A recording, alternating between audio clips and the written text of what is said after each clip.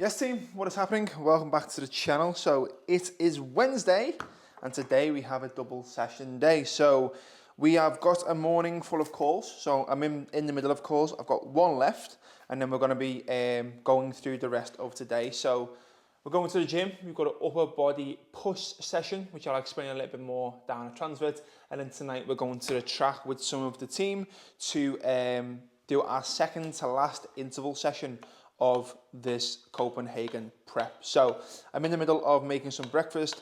Today I'm going to be having something major, which is pancakes. If you had them, I would highly recommend them. Aldi as their bakery white chocolate pancakes. Check these out.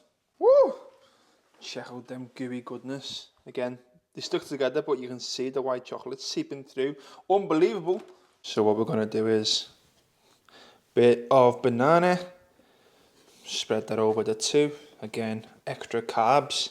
And again, nothing goes better than pancakes, banana. And then this is the winner.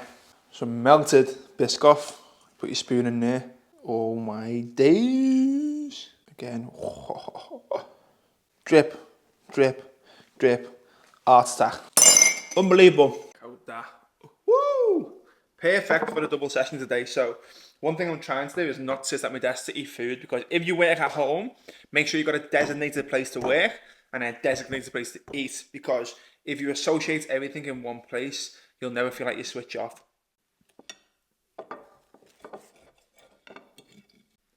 Just ordered my first thing off TikTok shop. Actually yesterday, but it came today, which is them new Jamie Smith drinks. Heard all right things about them, so I'll give them a go.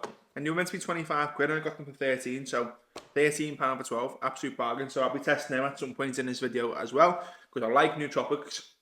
I used to take brain gains and stuff like that with work, so let's see how it is and let's see how compared with the amount of caffeine that I consume, because baby, it's a lot.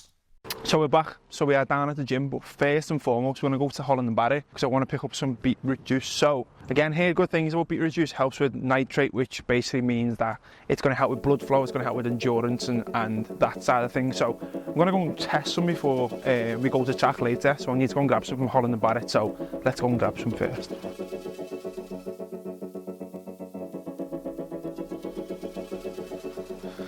So this gels.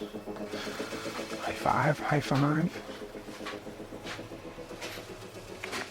Thought it would be here, but how can it be in the fridge? That's £5.97, please. Thank you very much. Yes, please.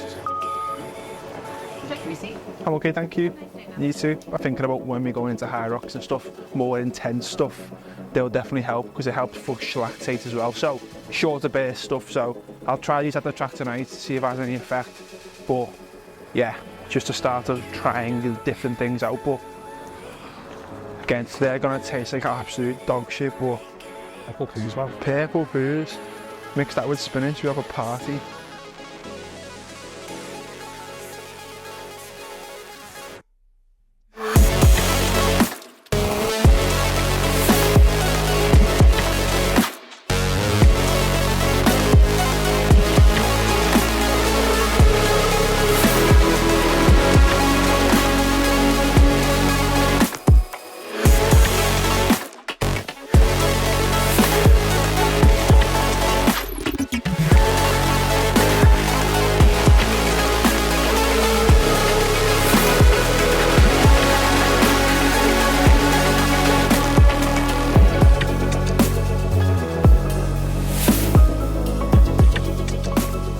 So that session wrapped up, so that was an upper body push. So as I said, what we like to do at the minute with the marathon training is with the likes of push sessions, I do 2 on my chest, 2 on my shoulders, and then 2 on my triceps. So nice and simply, 6 exercises in and out, takes around 45 minutes.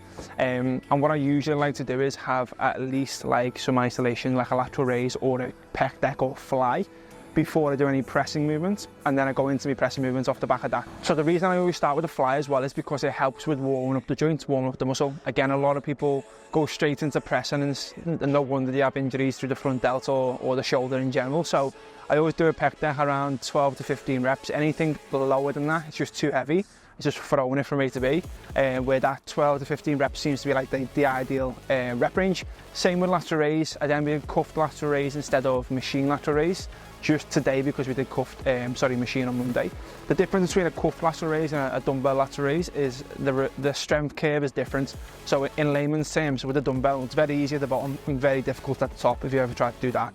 With a cable, it's very difficult in the middle, a little bit easier at the top and a little bit easier at the bottom, but there's still tension. So basically you're getting a good bit of tension throughout the whole movement basically. So we did that.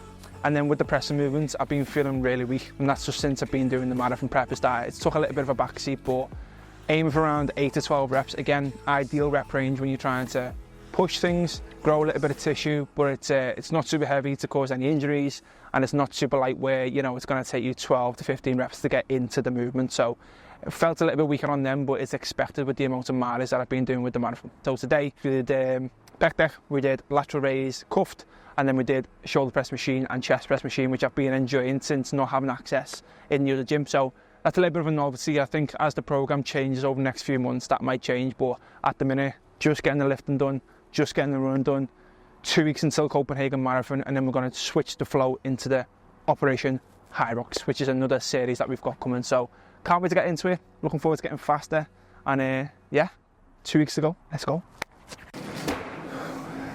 So we are back home, a little bit pressed for time because traffic was mad and I'm running an hour and a half. So I've explained what I've eaten. So we've been going to butchers from this week, which is good. So I've put in a chicken breast, which is 200 grams. Again, I did want to have that one, but that's for tea tonight with that. So we put one of them in. And then I also, if you look at my fridge, there's about 10 packs of them. Aldi miniature potatoes. I usually have a full pack of them, but I put a third, 200 grams of that in there, just because we're so close to the run. So 300 grams of that, a little bit of garlic oil, seasoning, a little bit of salt and pepper, if you know, you know, and just bang it in the air fryer. I said at the minute, I'm not really tracking food, I'm just all about fuel and performance, so good amount of carbohydrates, good amount of protein to recover. And then in the shaker, in the rain shaker, I've mixed creatine monohydrate, which again, I have every day, so 5 grams of that. I forgot to take it this morning, so I took it now. Also mix it with a hydration tab. I like to have at least one of them every day, and if I train twice, I'll have 2. So I've had the second one in there as well. I just mix that up. And that's going to be meal number 2. I haven't eaten much today at all, only them pancakes I had earlier, protein shake, and then this. And then that will do me for the track until we go over there and then get home for tea. So yeah. Also, first time I've ever ordered off TikTok Shop. They came, so I'll be testing these out. Probably not now because I'll be wired, but tomorrow I'll put one of these in the fridge. Chopper. Yeah, I've heard good things about this. The big one is L-theanine, really, really good ingredient, especially when it's mixed with caffeine. So excited to try one of them tomorrow. And yeah, I'll try one of these. If I'm not feeling too full for the track, I'll try one of these. Just because it being so close to the track, usually I don't eat like 2 hours until like, I wait 2 hours before. So we're an hour and a half before, which is a little bit.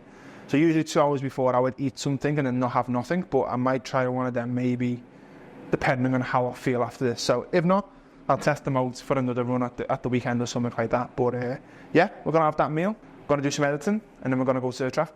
Let's go.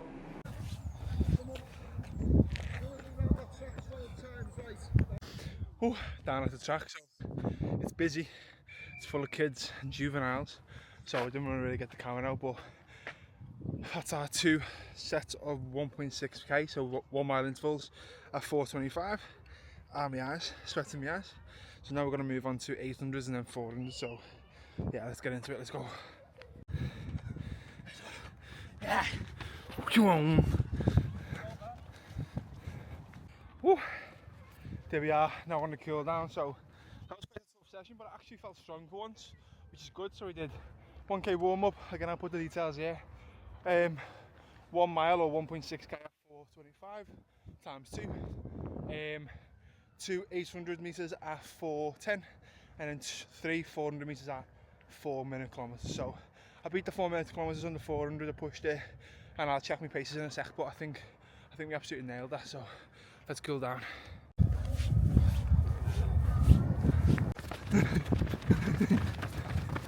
let the cameraman stay with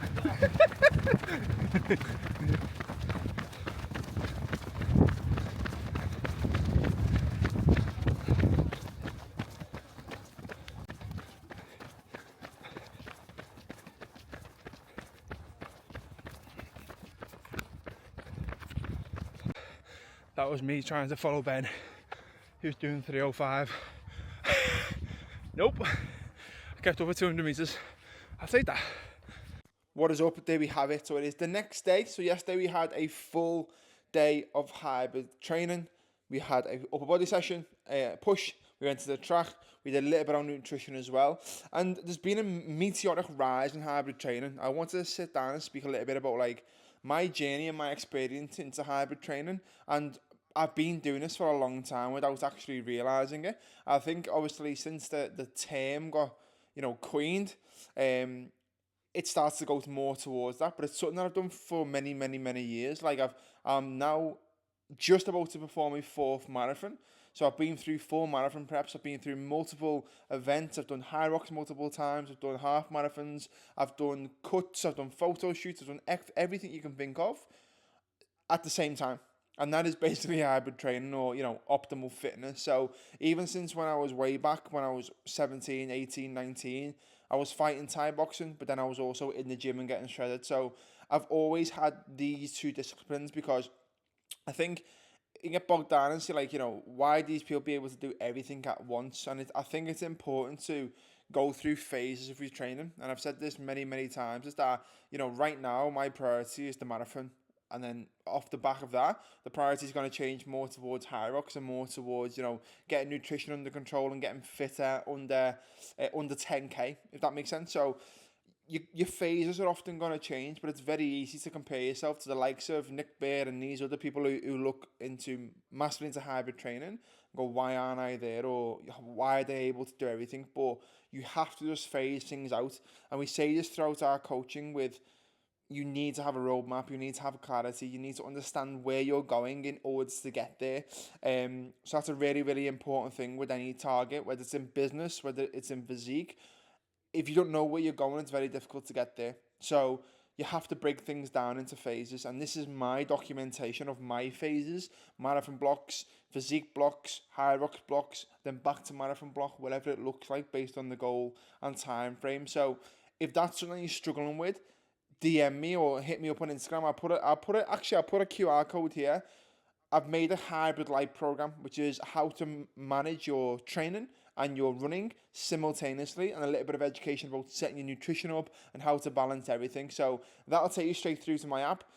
Have a little go. It's 7 days long. It's completely free. There's webinars in there, how to eat out, how to set up your nutrition, a few runs, tempo run, easy run, long run. There's some structured full body sessions in there as well. Just check it out, give it a go, and hopefully you'll find it useful. So I'm going to end the vlog here. Hope you found this one did. If you did enjoy it, if you enjoyed the segment with Simon coming down and recording some stuff as well, drop it a like. It does go a long way. I base these videos on how you're liking them based on how many thumbs up there is. So if you haven't already, please put a thumbs up because it does go a long way. I look forward to what's to come. And next week we've got the Copenhagen Marathon. So that's a really, really big one.